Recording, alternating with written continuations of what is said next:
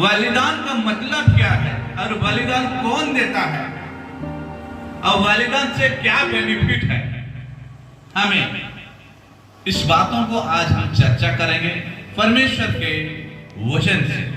समझ रहे ना, परमेश्वर के वचन से आज हम चर्चा करेंगे बलिदान क्या है और बलिदान से हमें क्या बेनिफिट है और बलिदान कैसे करेंगे। आप सब जानते हैं संसार के लोग जब बलि चढ़ाते हैं, क्या बलि चढ़ाते हैं तो क्या होता है, लहू बहाते हैं। बलि में क्या होता है, लहू बहता है।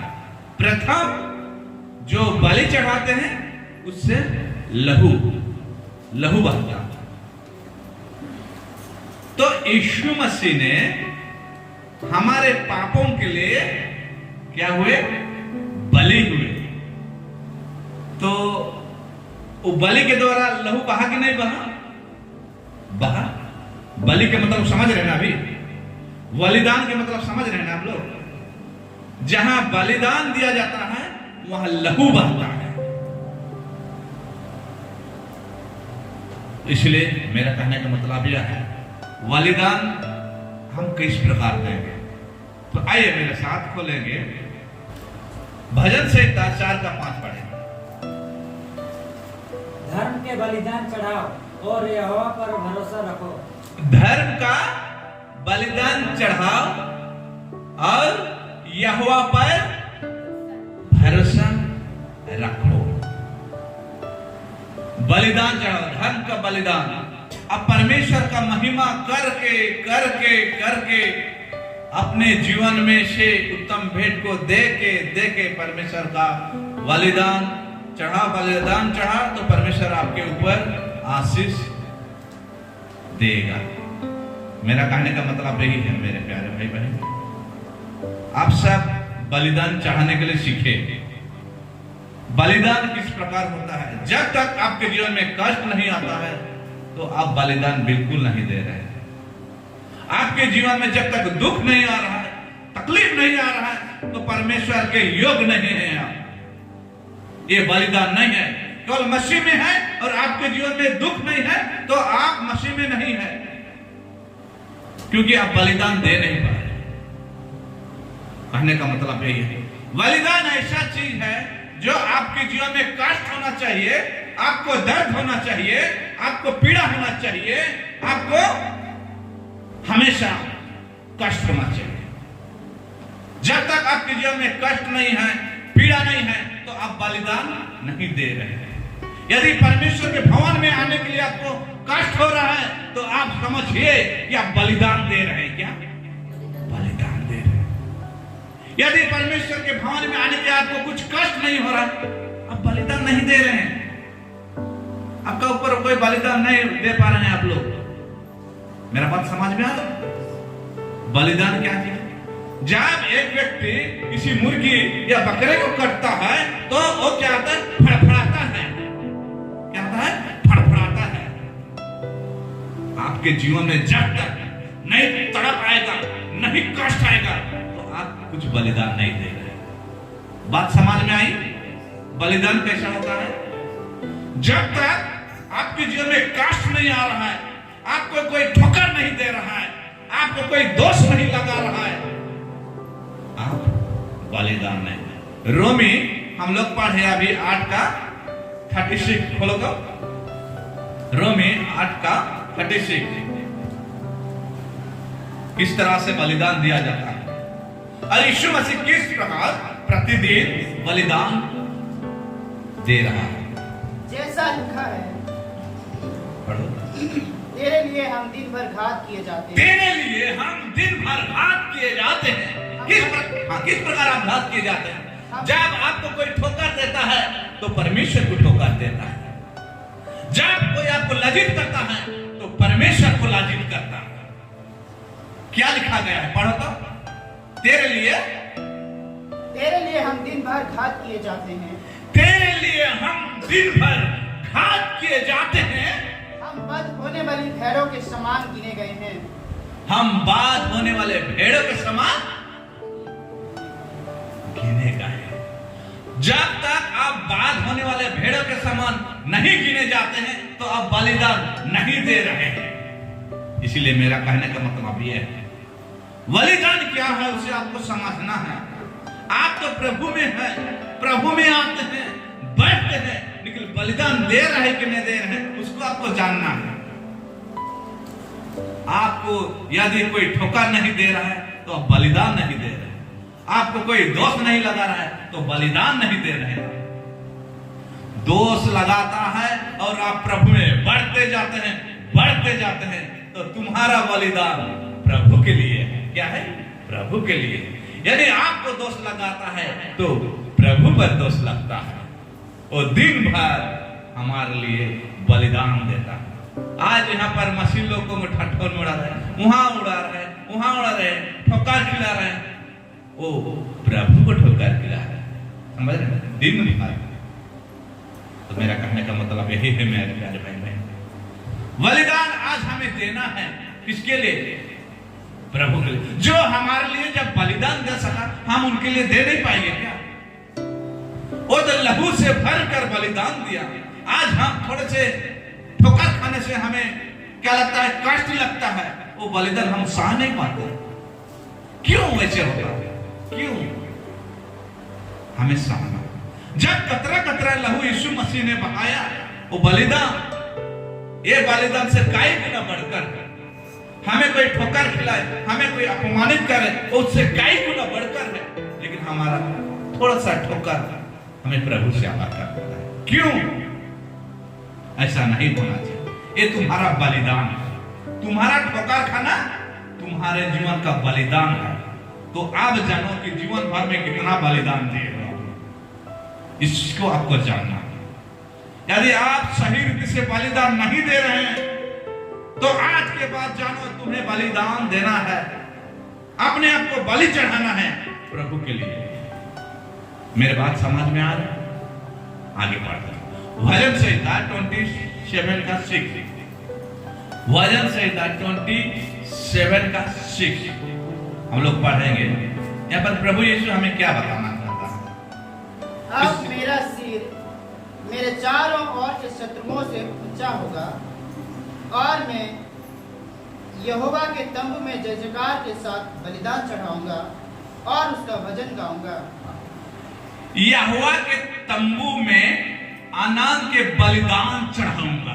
अब जब परमेश्वर के भवन में आते हैं तो यहाँ पर आपको हर्ष मन के साथ में परमेश्वर को धन्यवाद रूपी चढ़ा के बलिदान देना है। समझ रहे हैं ना? यहाँ पर क्या लिखा गया है? और मैं यहोवा के तंबू में, तंबू कहाँ है? अभी उस जमाने में वहां तंबू था, इस जमाने ये हमारे लिए तंबू है। परमेश्वर का भवन ही हमारे लिए तंबू है। यहाँ पर हमें आनंद के बलिदान, खुशी का बलिदान देना है। जो हम पूरे सप्ताह भर में इधर उधर सुरक्षित रखते हैं और हमें किसी प्रकार के रोग बीमार से, एक्सीडेंट से बचे रहते हैं, तो आनंद से हमें परमेश्वर को बलिदान चढ़ाना है। समझ में आ रहा है आपको कि आपको आनंद के साथ परमेश्वर को बलिदान देना है। यदि आप परमेश्वर को आनंद के साथ बलिदान नहीं दे रहे हैं तो आप परमेश्वर को कुछ नहीं दे रहे। आगे पढ़ेंगे हम भजन संहिता 50 का 5। मेरे भक्तों को मेरे पास इकट्ठा करो, मेरे भक्तों को मेरे पास इकट्ठा करो। आप सब परमेश्वर के क्या है? भक्त हैं। हाँ, जिन्होंने बलिदान चढ़ाकर मुझसे वाचा बांधी है। जिन्होंने बलिदान चढ़ाकर मुझ पर वाचा बांधी है। हमें बलिदान चढ़ा के परमेश्वर के साथ वाचा बांधना है। रिश्ता, वाचा माने रिश्ता जोड़ना है और उसके साथ संपर्क बनाए के रखना है। आज हम नहीं जानने के कारण हम परमेश्वर को बलिदान नहीं दे पाते। बलिदान ऐसा है मेरे प्यारे भाई बहनों, जो कि हमें कष्ट लगना चाहिए, हमें तड़प होना चाहिए। यदि हमारे जीवन में तड़प नहीं है, कष्ट नहीं है, हम परमेश्वर को कुछ बलिदान, केवल चर्च में आके बैठ के जाने से ये बलिदान नहीं है। यदि आपके जीवन में ठोकर हो रहा है, बाधा हो रहा है, तो ये आपके जीवन में बलिदान। आगे पढ़ेंगे भजन संहिता 50:14। परमेश्वर का धन्यवाद ही का बलिदान चढ़ा और परम प्रधान के लिए अपनी मन्नतें पूरी कर। हाँ, परम प्रधान यहोवा के मन्नतें पूरी कर। परमेश्वर की इच्छा क्या है? धन्यवाद रूपी भेंट चढ़ा चढ़ा कर उसकी बलिदान चढ़ा। समझ रहे ना? परमेश्वर को धन्यवाद रूपी भेंट चढ़ा कर बलिदान चढ़ा। समझ रहे ना? मेरा कहने मतलब ये है, जो आपको बोला जाता है कि संडे आराधना में कि परमेश्वर को पहला धन्यवाद रूपी भेंट चढ़ा, ये तुम्हारा जीवन का उत्तम भेंट है जो आप लेके आते हैं। वो धन्यवाद रूपी भेंट चढ़ा चढ़ा के परमेश्वर को महिमा कीजिए। आगे पढ़ेंगे हम लोग भजन संहिता 50:23। पढ़ो। धन्यवाद के बलिदान का चढ़ाने वाला मेरी महिमा करता है। धन्यवाद के बलिदान चढ़ाने वाला मेरी महिमा करता है। अब समझ में आया कि जो धन्यवाद रूपी भेंट चढ़ाता है वो किसका महिमा करता है? परमेश्वर का। ताली हो जाए एक बार जोर से। मेरे प्यारे भाई बहन, अब परमेश्वर को धन्यवाद रूपी भेंट चढ़ा चढ़ा का महिमा कीजिए। यही तुम्हारा जीवन का पहला कर्तव्य है। परमेश्वर आपसे चाहता है, आज बताना भी चाहता है। यदि इससे पहले आप नहीं जान पाए थे तो आज आपको सिखा रहा। आइए नीति वचन खोलेंगे 15:8। परमेश्वर किसका भेंट को ग्रहण करता है और किसका नहीं करता है, इसे भी जानना है। दुष्ट लोगों के बलिदान से यहोवा घृणा करता है। दुष्ट लोगों का बलिदान से यहोवा घृणा करता है, परंतु वह सीधे लोगों की प्रार्थना से प्रसन्न होता है। परंतु वह सीधे नम्र लोगों की प्रार्थना से प्रसन्न होता है। या समझ में आ गया? आपकी प्रार्थना अब नम्र है, आप सीधे लोग हैं, आपका प्रार्थना से परमेश्वर प्रसन्न होता है, आपका बलिदान से परमेश्वर प्रसन्न होता है। परंतु जो दुष्ट लोग हैं, जितना भी बलिदान दो उससे परमेश्वर प्रसन्न नहीं है। बात ही समझे? हम पाप कर रहे हैं और उधर बलिदान दे रहे हैं, उससे परमेश्वर प्रसन्न नहीं होगा। इसलिए हमें पाप को छोड़ना है और बलिदान देना है, तो इससे परमेश्वर प्रसन्न होगा। यदि हम बलिदान देने आते हैं चर्च में और हम जाके पाप करते हैं, इस बलिदान से परमेश्वर प्रसन्न नहीं होगा। कहता है परमेश्वर, दुष्ट का बलिदान से परमेश्वर प्रसन्न नहीं होता है, परंतु नम्र लोगों का प्रार्थना से परमेश्वर क्या होता है? प्रसन्न होता है। आगे को क्या कहता है? नीति वचन 21:3। नीति वचन 21:3 में परमेश्वर क्या कहता है? धर्म और न्याय करना यहोवा को बलिदान से अधिक अच्छा लगता है। समझ में? धर्म और न्याय करना यहोवा के बलिदान से अधिक अच्छा लगता है। न्याय ऐसा चीज है कि धर्म की पक्ष देना है, अच्छाई के पक्ष में देना है। यदि आप सही हैं और आपके ऊपर दोष लगाया जाता है, फिर भी आप सत्य हो कि मानो, सत्य में चलते हुए भी आपके ऊपर दोष लगाया जाता है, तो आपको सत्य ही में चलना है, नहीं कि आपको पीछे मुड़ना। धर्म के बलिदान, समझ रहे ना? इसलिए आपके जीवन में जब भी कोई आपको दोष लगाता है, आप सत्य में हैं तो आप उसी में चलो, पीछे मुड़ना नहीं है।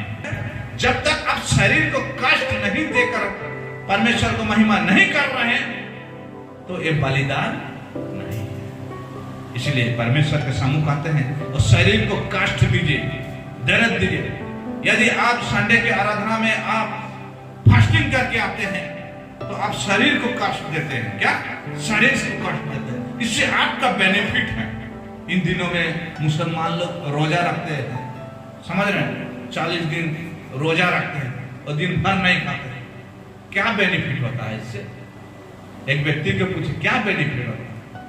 शरीर में क्या होता है? जो रोग रहता है, बीमार रहता है, वो क्या होता है, नष्ट हो जाता है। जब पेट में कुछ नहीं रहने से अंदर में जो भी रहेगा ना, एक्स्ट्रा पदार्थ, चर्बी जिसको बोला जाता है, वो सब रहने से उसको गलाएगा शरीर। जो बीमार रहेगा, बीमार में जो भी अंश रहेगा उसको गलाएगा।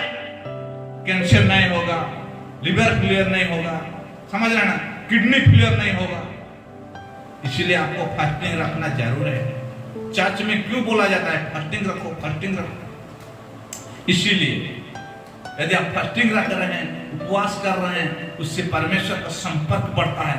परमेश्वर देखता है, ये मेरा बेटा और बेटी दिन भर मेरे लिए कष्ट सह रहा है, मेरी आराधना कर रहा है, मेरी उपासना कर रहा है और भूख में होकर कर रहा है, ये उनका बलिदान है। क्या है?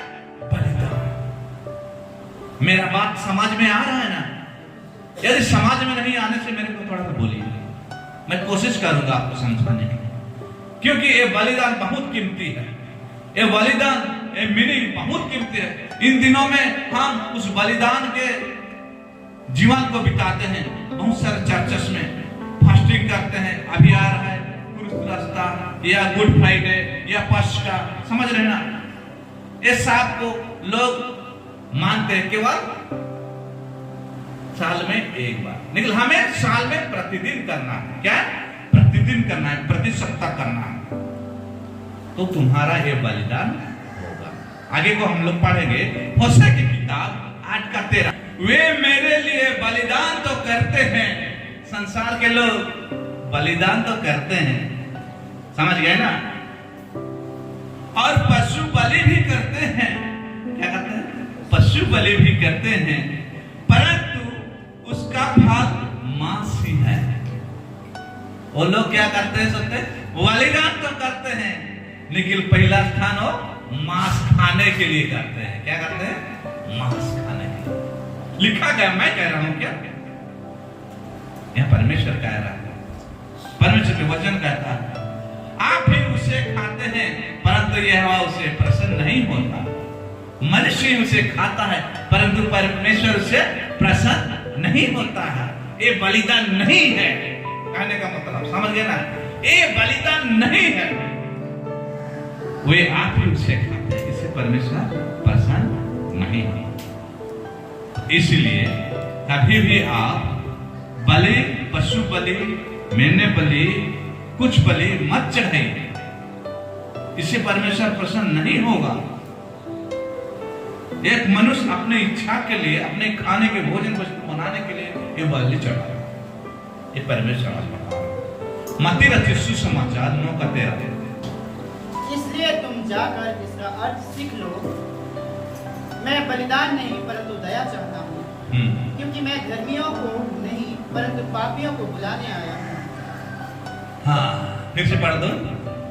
इसलिए तुम जाकर हाँ इसका अर्थ सीख लो, हाँ, मैं बलिदान नहीं परंतु दया चाहता हूँ, क्योंकि मैं धर्मी को नहीं परंतु पापियों को बुलाने आया हूँ। यीशु मसीह कहता है, मैं धर्मियों को नहीं परंतु पापियों को बुलाने आया। इसलिए आज हमें जानना है कि प्रभु यीशु किस प्रकार हमारे जीवन में कार्य करता है। इसलिए तुम जाकर इसका अर्थ सीख लो, बलिदान का अर्थ सीख लो। सिखा रहे हैं आज आपको ना, बलिदान का सीख लो कि मैं बलिदान नहीं परंतु दया चाहता हूं, क्योंकि मैं धर्मियों को नहीं परंतु पापियों को बुलाने आया हूं। इसका अर्थ सीख लो। बलिदान का अर्थ आप लोग क्या होता है आगे पढ़ेंगे हम लोग। मत्ती रचित सुसमाचार 12:7।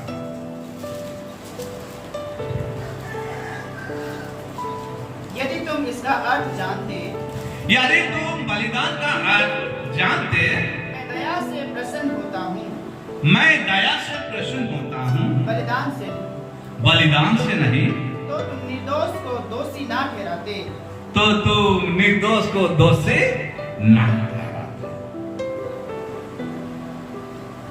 यदि तुम इसका अर्थ जानते, बलिदान का अर्थ को जानते, मैं दया से प्रसन्न होता हूं, बलिदान से नहीं, तो तुम निर्दोष को दोषी ना ठहराते। आज हम निर्दोष को दोषी ठहराते हैं, बहुत सारे लोग। इसलिए हमें जानना है कभी निर्दोष को आप दोषी मत ठहराइए। आज हम बलिदान का अर्थ को यदि समझते और जानते, हमें दया करना है।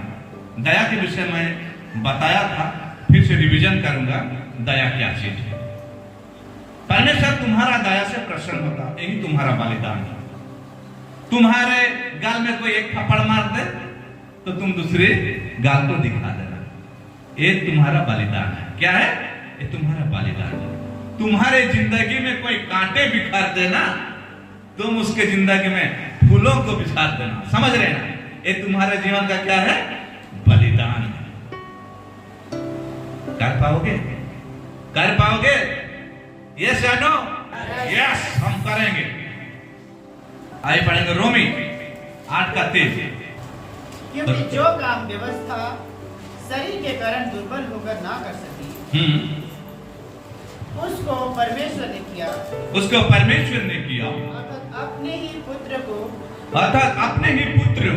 पापमय शरीर की समानता में पापमय शरीर की समानता में और बलिदान होने के लिए भेजकर, और पाप के बलिदान होने के लिए भेजकर शरीर में पाप पर दंड की आज्ञा दी।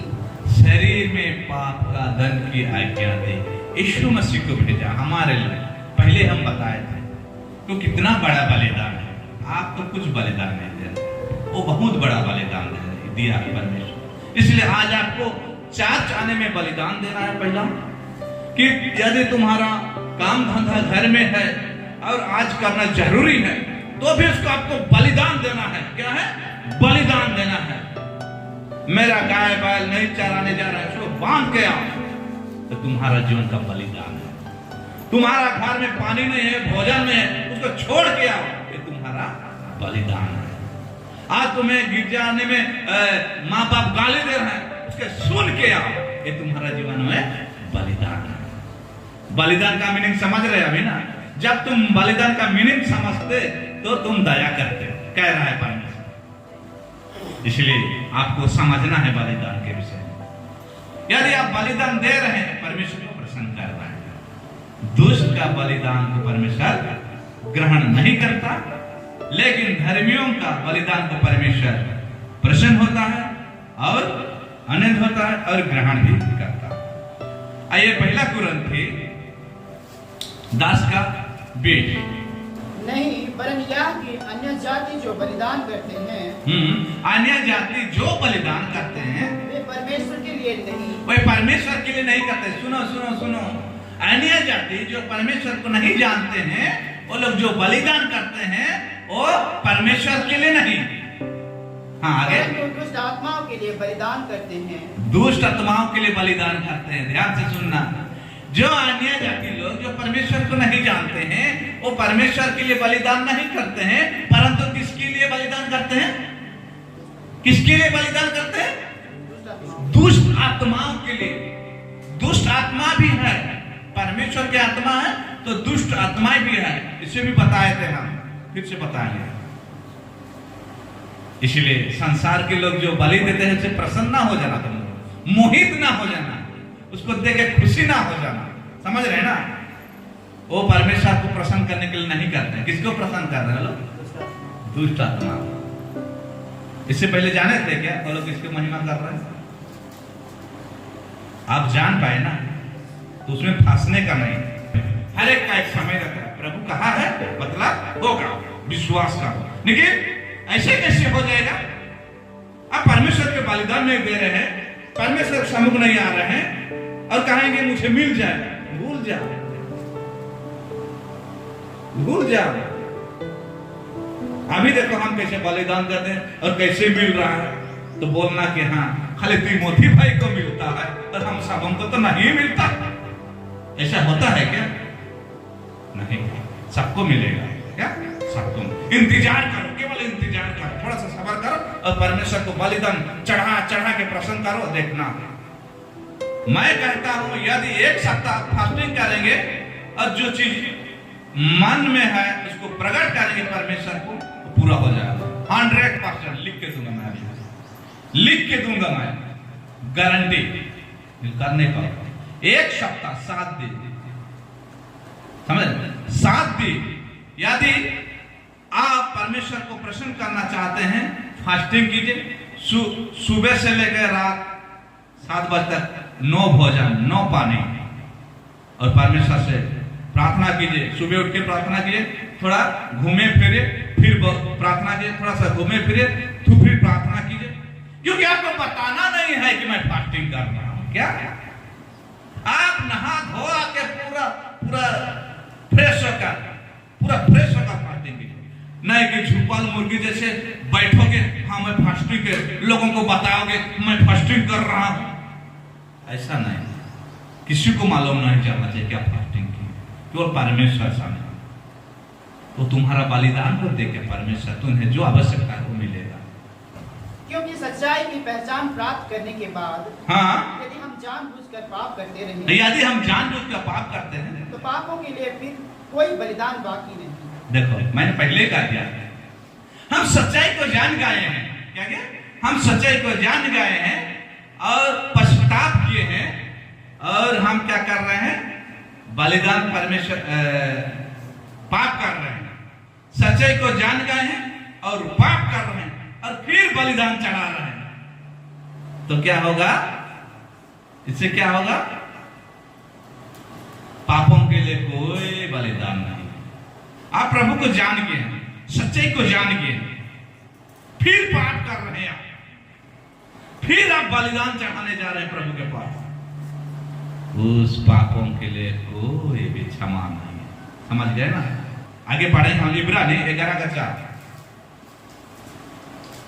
विश्वासी से हाबिल ने कैन से उत्तम बलिदान परमेश्वर के लिए चढ़ाया, और उसी के द्वारा उसके धर्मी होने का गवाही भी दी गई। विश्वास, यदि विश्वास करते हो कि जो वचन आज बोला जा रहा है, तो तुम्हारा बलिदान आशीष का बलिदान होगा। समझ रहे हैं ना? विश्वास के द्वारा हाबिल ने अपने धान के गुच्छों को लेकर, मेमने को लेकर पहला स्थान देकर वो परमेश्वर को दिया। निकल कायल ने थोड़ा बचाया, थोड़ा छिपाया, थोड़ा पहलता को ना देकर कुछ कनाकुनी को देकर चढ़ाया, तो उसका भेंट को परमेश्वर ने ग्रहण किया। तो आप कनाकुनी नहीं देना, मतलब ये आधा समय नहीं देना परमेश्वर को, आज के समय को पूरा देना है। समझ रहे? इसका मतलब यह है, जो आधा कनाकुनी देते हैं ना, उसका ग्रहण नहीं करेगा। आज को समय को भी महत्व समझना है, समय को भी देखना है कि परमेश्वर कैसे भेंट देना है। यदि भेंट नहीं दे पा रहे, वो कनाकुनी दे रहे, ग्रहण नहीं होगा। लेकिन हाबिल ने क्या किया?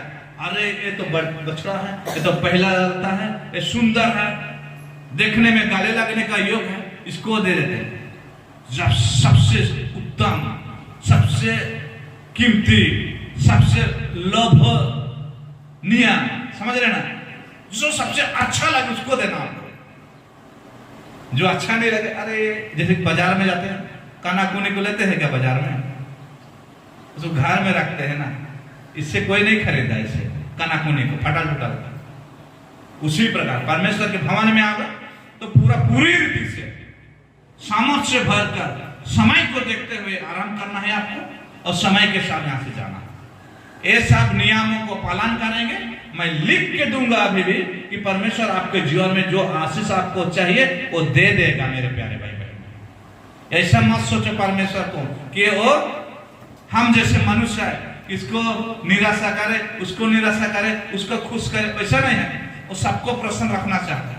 हम जो कमी पाया जाता है, हम में जो कमी पाया जाता है, उसे हम लोग नहीं देख पाते। यहाँ तो 8 बजे शुरू होता है, 9 बजे जा रहे हैं, तो समझ रहे हो क्या गलती कर रहे हैं आप लोग, और बोलो कि मुझे आशीष नहीं मिल रहा, मुझे नौकरी नहीं मिल रहा। भूल जा, ये बहुत दूर की बात है। इसलिए परमेश्वर के साथ जुड़ो, तो अच्छी रीति से जुड़ो, तो तुम्हारा जीवन बदल जाएगा। बलिदान देना है तो अच्छी रीति से दो, नहीं तो बिल्कुल नहीं दो। दुष्टों का बलिदान वो स्वीकार नहीं है, ऐसे नहीं करता। समझ रहे हैं ना? धर्मियों का बलिदान वो ग्रहण करता है। समझ गए ना? इसीलिए देना है तो अच्छी रीति से देना है। जो अंगीकार किए हो बपतिस्मा लेने के समय भूल जाते हो, ऐसा नहीं। आप बलिदान दे रहे हो तो पूरी रीति से दो, प्रभु आपको आशीष करेगा, आपको बढ़ाएगा। प्रभु इस वचन से हम सबों को आशीष करे। आमीन।